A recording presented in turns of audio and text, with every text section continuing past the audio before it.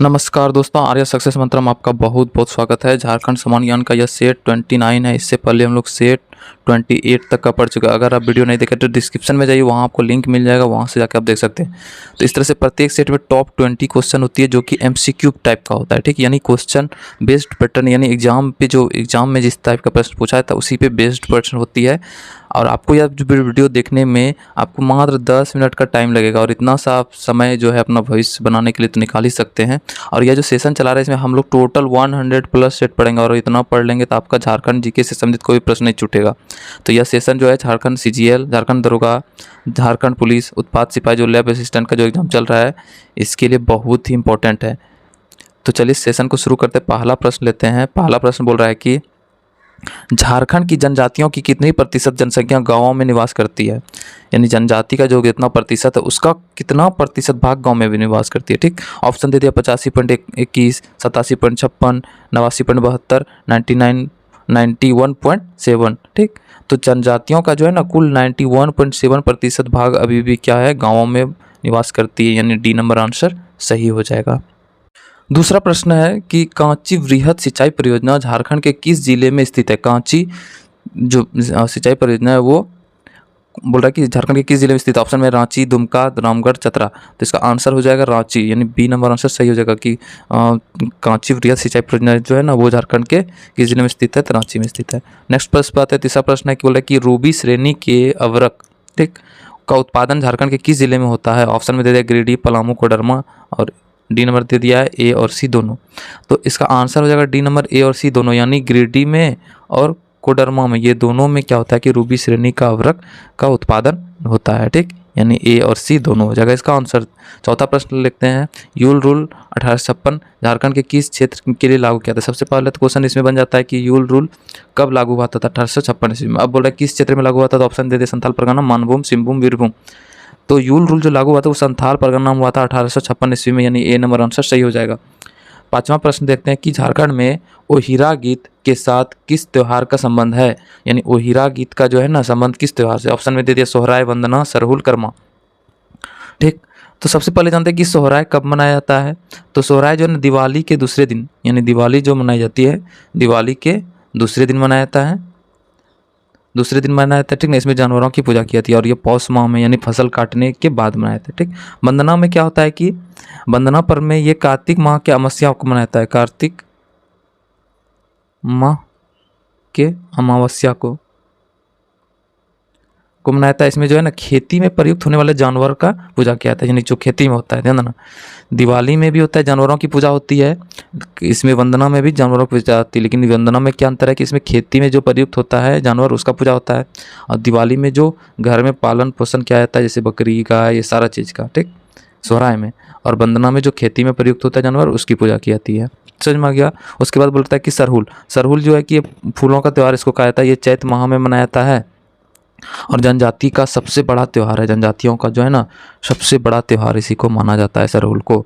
इसका और अन्य नाम क्या है सरहुल का, खद्दी, उरांव लोग उसको खद्दी बोलते हैं, संथाल लोग उसको बापरब बोलते हैं, खड़िया लोग जकोर बोलते हैं। ठीक, सरहुल के बारे में इतना सब पॉइंट्स याद रख लेना है।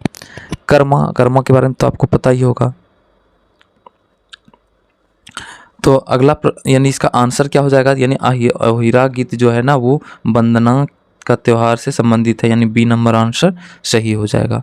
अगले प्रश्न पर हम लोग आ जाते हैं। 16वां प्रश्न है, सरायकेला का अंग्रेजों के साथ किस वर्ष संपर्क हुआ था, यानी अंग्रेजों के साथ संपर्क किस वर्ष हुआ था। ऑप्शन दे दिया 1764, 1766, 1768, 1770। तो अंग्रेजों का सरायकेला के साथ जो संपर्क हुआ था वो 1770 में हुआ था, यानी डी नंबर आंसर सही हो जाएगा, डी नंबर आंसर सही हो जाएगा। ये 6 नंबर क्वेश्चन था। अगले प्रश्न पर आते हैं। 7वां प्रश्न है कि झारखंड में मानसून का प्रवेश प्रायः कब होता है। झारखंड में जो है ना बोल रहा है कि मानसून का प्रवेश प्रायः कब होता है। ठीक, ऑप्शन दे दिया है 10 से 15 जून, 20 से 25 जुलाई, 5 से 10 अगस्त, 20 से 25 अगस्त। तो इसका आंसर हो जाएगा 10 से 15 जून में प्रवेश होता है झारखंड में मानसून, यानी ए नंबर आंसर सही हो जाएगा। 8वां प्रश्न में लेते हैं कि झारखंड में 2011 में आयोजित 34वें राष्ट्रीय खेलों के दौरान किसने खेल का मशाल जलाई थी। ऑप्शन दे दिया असुता लकड़ा, सलीमा टेटे, दीपिका कुमारी, रानी रामपाल। ठीक, तो 34वें राष्ट्रीय खेल जो हुआ था जो कि 2011 में झारखंड में हुआ था, इसमें मशाल जो जलाया था वो दीपिका कुमारी ने। बी नंबर आंसर सही हो जाएगा, बी नंबर आंसर सही होगा।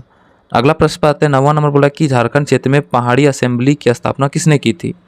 पहाड़ी असेंबली की स्थापना किसने की थी? ऑप्शन दे दिया, क्लीवलैंड, कनिंघम, टेलर, कैंपबेल। तो पहाड़ी असेंबली का जो स्थापना किया था वो क्लीवलैंड ने किया था, यानी ए नंबर आंसर सही हो जाएगा। 10वां प्रश्न पर आते हैं। झारखंड क्षेत्र में पहला नागरिक प्रशासक कौन थे? ऑप्शन दे दिया, विटली, क्लीवलैंड, थॉमस कुक, डाल्टन। तो झारखंड क्षेत्र में पहला नागरिक प्रशासक जो था वो विटली था, यानी ए नंबर आंसर सही हो जाएगा। 11वां प्रश्न पर आते हैं। किसे एशिया का सबसे बड़ा स्टील संयंत्र माना जाता है? किसको जो है ना एशिया का, पूरे एशिया महादेश का सबसे बड़ा स्टील संयंत्र माना जाता है? ऑप्शन दे दिया है, Bokaro steel plant, Bhilai steel plant, Durga steel plant और बिलासपुर स्टील प्लांट। तो एशिया का सबसे बड़ा स्टील प्लांट जो है वो बोकारो स्टील प्लांट है, यानी ए नंबर आंसर सही हो जाएगा, ए नंबर आंसर सही हो जाएगा भाई। उसके बाद अगले प्रश्न पर आते हैं। 12वां प्रश्न की सिटी ऑफ वाटरफॉल किस शहर को कहा जाता है? सिटी ऑफ वाटरफॉल, इसी को बोलते हैं झरनों का शहर। कभी कभी एग्जाम में यानी दे देगा या फिर झरनों का शहर, तो कंफ्यूज नहीं करना है, वो सिटी ऑफ वाटरफॉल एग्जाम में एक बार पूछा जा चुका है। सिटी ऑफ वाटरफॉल यानी झरनों का शहर किसे कहा जाता है? तो ऑप्शन दे दे, जमशेदपुर, बोकारो, रांची, धनबाद। तो रांची को कहा जाता है सिटी ऑफ वाटरफॉल या फिर झरनों का शहर कहा जाता है, क्योंकि यहाँ पे झरनों की संख्या काफ़ी ज़्यादा है। ठीक, तो सी नंबर आंसर सही हो जाएगा 12 का। 13वां नंबर क्वेश्चन पे आता है। ढाल विद्रोह का प्रारंभ कब हुआ था? ऑप्शन दे दिया है। ढाल विद्रोह जो है ये 10 वर्ष तक चला था। ढाल विद्रोह जो है ना 10 वर्ष तक चला था। 10 कभी कभी इसको 10 वर्षीय विद्रोह भी कहा जाता है। ठीक, तो चल इसका ऑप्शन देखते हैं पहले। 1761 ईस्वी, 1765, 1766, 63 ईस्वी, 67 ईस्वी। ठीक, तो ढाल विद्रोह जब प्रारंभ हुआ तो 1767 ईस्वी से 1777 तक चला था, यानी 10 वर्ष तक चला था। इसका नेतृत्व किसने किया था? जगन्नाथ ढाल ने। ये सब याद रख लेना है। ढाल विद्रोह का नेतृत्व किसने किया था? जगन्नाथ ढाल ने। कब तक चला था ये? 1767 से 1777 तक, ये 10 वर्ष तक चला था, इसीलिए इसको 10 वर्षीय विद्रोह भी कहा जाता है। चलिए अगले प्रश्न पर आते हैं हम लोग। 14 नंबर प्रश्न है कि बोल रहा है कि हर्षवर्धन जिसका शासनकाल यानी जो चला था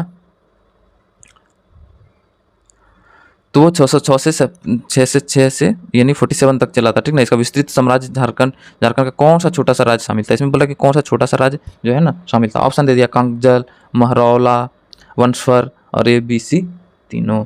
ठीक, तो क्या हो जाएगा इसका आंसर? तो कांगजाल एक छोटा सा राज्य था, ये झारखंड में शामिल था हर्षवर्धन के विस्तृत साम्राज्य में। याद रखना, हर्षवर्धन के विस्तृत साम्राज्य में झारखंड का कांगजल जो है ये छोटा सा राज्य शामिल था। किसके विस्तृत साम्राज्य में? यानी हर्षवर्धन के साम्राज्य में। ठीक, 15वां प्रश्न पर आते हैं। जयंत तालुकदार का संबंध किस खेल से है? ऑप्शन दे दिया, शतरंज, तीरंदाजी, वॉलीबॉल, हॉकी। तो इसका किसके साथ संबंध है? तो तीरंदाजी से। जयंत तालुकदार का जो संबंध है वो तीरंदाजी से, यानी बी नंबर आंसर सही हो जाएगा। 16वां प्रश्न पर आते हैं। ढाल विद्रोह का नेतृत्व किसने किया था? अभी जस्ट तुरंत बताए हैं। ऑप्शन दे दिया, तिलका ढाल, जगन्नाथ ढाल, सूरज ढाल, गया ढाल। तो इसका आंसर हो जाएगा ढाल विद्रोह का नेतृत्व जो है जगन्नाथ ढाल ने किया था, यानी ए नंबर आंसर सही हो जाएगा। अगले प्रश्न पर आते हैं। 17वां प्रश्न है। औद्योगिक अपशिष्ट से भारी धातुओं को हटाने की क्षमता किस सूक्ष्म जीव में होती है? बहुत ही मोस्ट इंपॉर्टेंट प्रश्न है। यहाँ से भी 3 प्रश्न जो है वो काफ़ी इंपॉर्टेंट है। ठीक, औद्योगिक अपशिष्ट जो होता है यानी वेस्ट मटेरियल में से भारी धातुओं को हटाने की क्षमता किस सूक्ष्म जीव में होती है? ऑप्शन में दे दिया, स्यूडोमोनास प्यूटिटा, एजेटोवेक्टर, अर्थोवेक्टर, विस्कोसा और ए और सी दोनों। तो क्या हो जाएगा इसका आंसर? जल्दी से बताना है। तो इसका आंसर हो जाएगा ए और सी दोनों। दैट मीन्स क्या हो गया कि ए नंबर में स्यूडोमोनास प्यूटिडा और अर्थोवेक्टर विस्कोसा, ये दोनों में क्या है क्षमता? भारी धातु का अपशिष्ट यानी औद्योगिक अपशिष्ट से भारी धातु को हटाने की क्षमता होती है इसमें। ठीक, तो याद रख लेना इसको, स्यूडोमोनास प्यूटिडा और अर्थोवेक्टर विस्कोसा। अगला प्रश्न पर आते हैं। 18वां प्रश्न है कि यूरेनियम और थोरियम जैसे घातक तत्व का हटाने की क्षमता किस कवक में होती है? इसका कवक पूछा है। यूरेनियम और थोरियम को हटाने ये दोनों तो घातक तत्व है, इसको हटाने की क्षमता किस कवक में होती है? ऑप्शन में देते राजोपस एराइजस, स्यूडोप्यूटोडा एराइजस, केनाइन एराइजस और ए और बी दोनों। तो क्या हो जाएगा इसका आंसर? ए नंबर आंसर सही हो जाएगा। याद रखना है, राइजोपस एराइजस। तो ये जो है ना यूरेनियम और थोरियम जैसे घातक तत्व को हटाने की क्षमता इसमें होती है। अगले प्रश्न पर आते हैं। चिकित्सीय महत्व का अफ्रीकी मूल का वृक्ष कल्पतरु की संख्या झारखंड में कितनी है? झारखंड में कल्पतरु की पेड़ की संख्या कितनी है? चिकित्सीय महत्व काफ़ी है इसका। तो ऑप्शन दे दिया 1, 2, 3 और 4। तो कल्पतरु की संख्या झारखंड में कितनी है? जल्दी से इसका आंसर बताना है। तो 4 याद रखना है, 4 कल्पतरू की पेड़ है कहाँ, झारखंड में। अफ्रीकी मूल का ये वृक्ष होता है जो कि चिकित्सीय महत्व में काफ़ी महत्वपूर्ण है। देखते हैं 20वां प्रश्न और इस सेट का अंतिम, और 20वां प्रश्न अंतिम यानी प्रश्न है इस सेट का। तो झारखंड में मुख्यमंत्री विद्या लक्ष्मी योजना, बहुत ही इंपॉर्टेंट योजना से संबंधित जितना भी प्रश्न बहुत इंपॉर्टेंट है, की शुरुआत किस वर्ष हुआ था। ऑप्शन देते हैं 26 जनवरी 2015, 8 मार्च 2015, 15 अगस्त 2015, 15 नवंबर 2015। तो मुख्यमंत्री विद्या लक्ष्मी योजना जो है वो 15 नवंबर 2015 को चला था, यानी 15 नवंबर 2015 याद रख लेना है, यानी डी नंबर आंसर सही हो जाएगा। ये था टॉप 20 क्वेश्चन। आपको कैसा लगा आप जरूर कमेंट बॉक्स में बताइएगा।